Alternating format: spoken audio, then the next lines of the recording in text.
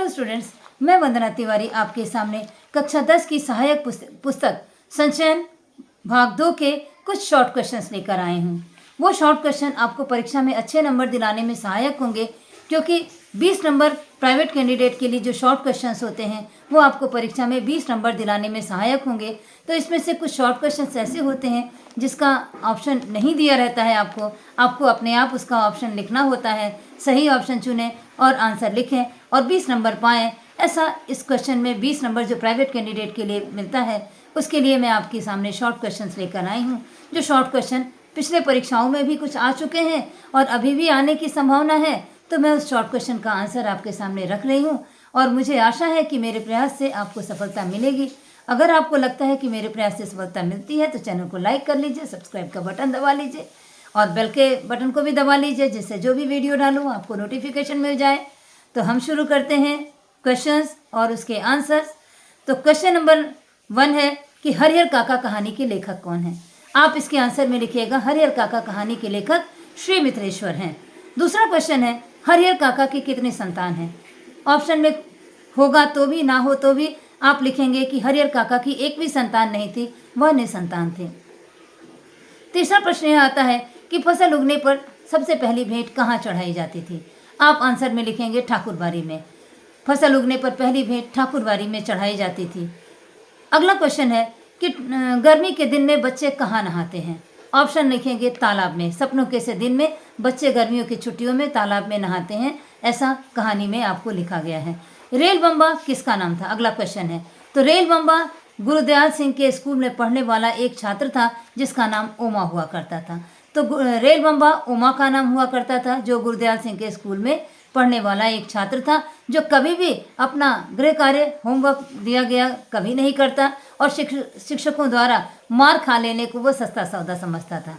तो इस तरह ओमा का नाम रेल बम्बा हुआ करता था। नेक्स्ट क्वेश्चन है कि पीटी सर किससे मीठी मीठी बातें किया करते थे। आप तोते लिखेंगे। पीटी मास्टर तोते से मीठी मीठी बातें किया करते थे। पीटी मास्टर का पूरा नाम क्या था। तो पीटी मास्टर का पूरा नाम था प्रीतम चंद। प्रीतम चंद पीटी मास्टर का पूरा नाम था। अगला क्वेश्चन है कि इरफान की दादी के पिता क्या करते थे। आंसर में आप लिखेंगे इरफान की दादी के पिता जमींदार थे। इरफान कहानी में इरफान का पूरा नाम क्या है। आप उत्तर में लिखेंगे सैयद जरगाम मुर्तजा है। इरफान का पूरा नाम सैयद जरगाम मुर्तजा है। टोपी का पूरा नाम क्या है। तो बलभद्र नारायण शुक्ला है। तो टोपी का नाम बलभद्र नारायण शुक्ला है। और टोपी के पिता किस नाम से जाने जाते हैं, अगर ये प्रश्न आता है तो आप लिखेंगे टोपी के पिता का नाम था भृगु नारायण शुक्ला नीले तेल वाले। ये उनका उपनाम था, नीले तेल वाले, और भृगु नारायण शुक्ला उनका अपना नाम था। और नेक्स्ट क्वेश्चन है कि इरफान के पिता क्या काम करते थे।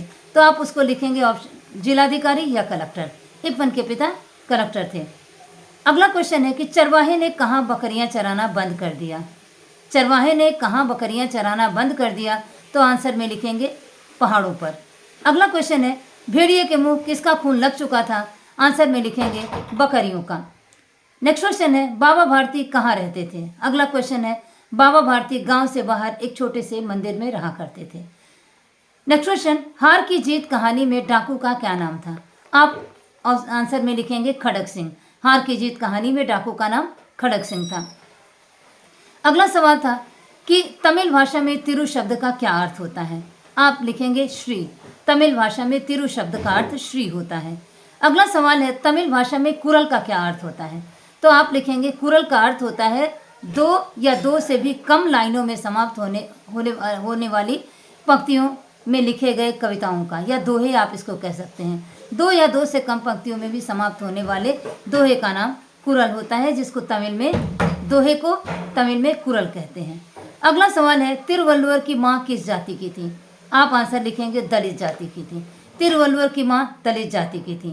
क्वेश्चन अगर आता है कि तिरुवल्लुवर के पिता किस जाति के थे, तो आप लिख देंगे ब्राह्मण जाति के थे। तिरुवल्लुवर के पिता का क्या नाम था। आप लिखेंगे भगवन लिखेंगे।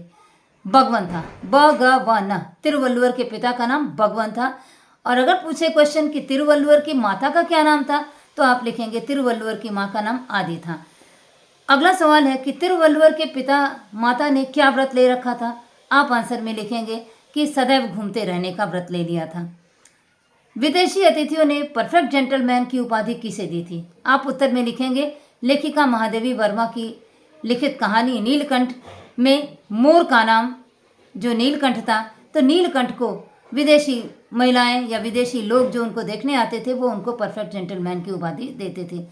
कहने का मतलब है कि अगर विदेशी जेंटलमैन परफेक्ट जेंटलमैन किसे कहते थे तो आप लिखेंगे नीलकंठ को। अगर एक ऑप्शन एक अंतर नंबर का एक शब्द में लिखना हो तो आप नीलकंठ लिखेंगे, क्योंकि ये नीलकंठ महादेवी वर्मा की कहानी नीलकंठ कहानी का एक मोर है जिसके नाम पर इस कहानी को नामांकित किया गया है। अगला सवाल है, गाछ के पत्ते किससे आहार ग्रहण करते हैं?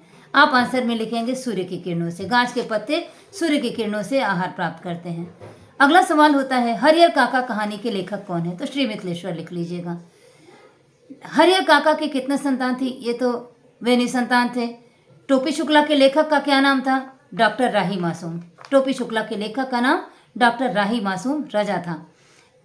अगला सवाल है कि सपनों के से दिन कहानी में जो प्रधानाचार्य थे उनका नाम क्या था? तो आप उसका आंसर लिखेंगे मदन मोहन शर्मा। सपनों के से दिन में कहानी में लेखक के विद्यालय के जो प्रिंसिपल का नाम था वो मदन मोहन शर्मा जी था। अगला सवाल होता है कि हरिहर काका के कुल कितने भाई थे? तो हरिहर काका कुल 4 भाई थे। हरिहर काका उसमें दूसरे नंबर पे थे। हरिहर काका के 4 भाई और हरिहर काका का नंबर दूसरा था। हरिहर काका ने कितने विवाह किए थे? तो आप आंसर में लिखेंगे 2 विवाह किए थे। हरिहर काका ने 2 विवाह किया था।